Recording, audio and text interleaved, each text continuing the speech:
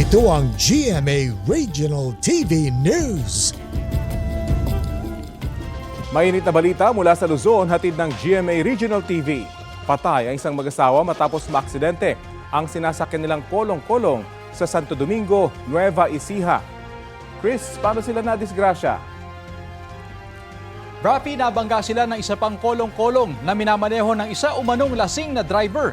Sa investigasyon ng pulisya, binabaybay ng kolong-kolong na lulan ang mga biktima at kanilang 7 taong gulang na anak ang Maharlika Highway sa barangay Malayantok. Kasunod nila ang nakabanggang kolong-kolong na nagtangka umanong mag-overtake sa kanang bahagi ng kalsada. Unang nahagip ng kolong-kolong ang isang big bike bago bumangga sa sasakyan ng mga biktima. Sa lakas ng pagbangga, napunta sa kabilang linya ang sasakyan ng mga biktima at nasalpok ng kasalubong na closed van. Dead on the spot ang babae habang sa ospital na binawian ng buhay ang kanyang mister. Nakaligtas naman ang kanyang anak na nagtamo ng iba't ibang sugat sa katawan. Humingi ng tawad ang 43 anyos na driver sa kaanak ng mga biktima. Sinampahan na ng reklamo ang nakabanggang driver na nasa kustodiya pa rin ng pulisya. Dito naman sa Pangasinan, patay ang isang babae matapos mabangga ng truck sa barangay Tulyao sa Santa Barbara. Ayon sa investigasyon ng pulisya, galing sa Kalasyaw ang biktima na magja-jogging sana. Posible raw na hindi napansin ng truck ang tumatawid doon ng biktima. Wala po sa pedestrian lane ng biktima. Dead on arrival ang babae sa ospital na nagtamo ng sugat sa iba't ibang bahagi ng katawan. Nagkaroon na raw ng kasunduan ng kaanak ng biktima at driver ng truck. Wala silang pahayag. Ito ang GMA Regional TV News. May init na balita ng GMA Regional TV mula sa Visayas at Mindanao.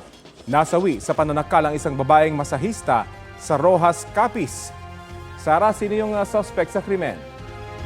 Rafi, dati niyang live-in partner ang lalaking umamin sa pagpatay sa 18 anyos na masahista. Natagpuan ang katawan ng biktima sa banyo ng isang tuluyan. Dinala siya sa ospital pero nasawi habang nire-revive. Makalipas ang ilang oras, naaresto ang sospek sa Rojas City Airport. Kwento niya gumamit siya ng dummy account at kinontak ang biktima para kunwaring magpapamasahe. At doon niya ginawa ang pananakal. Nagawa niya raw iyon dahil hindi niya tanggap ang hiwalayan nila ng biktima. Naka-hospital arrest ngayon ang sospek na uminom ng lason matapos ang krimen. Desidido ang pamilya ng biktima na sampahan siya ng reklamo. Nagsampa ng mga reklamong kriminal ang Department of Environment and Natural Resources laban sa developer ng high-end residential project na The Rise at Monteraza sa Cebu City. Ang nasabing proyekto ang isa sa mga sinisisi ng mga residente sa matinding pagbaha nang manalasa ang bagyong Tino nitong Nobyembre. Sabi ng DNR, nilabag ng developer ang revised forestry code.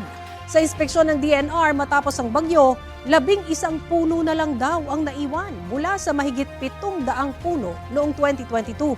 Nilabag din daw ng developer ang 10 mula sa 33 environmental compliance certificates nito. Sinisikap ang kuna ng pahayag ang Mont Property Group, developer ng Monterazas project. Dati na nilang pinabulaanan ang sinabi ng DNR na nagputol sila ng mahigit 700 puno.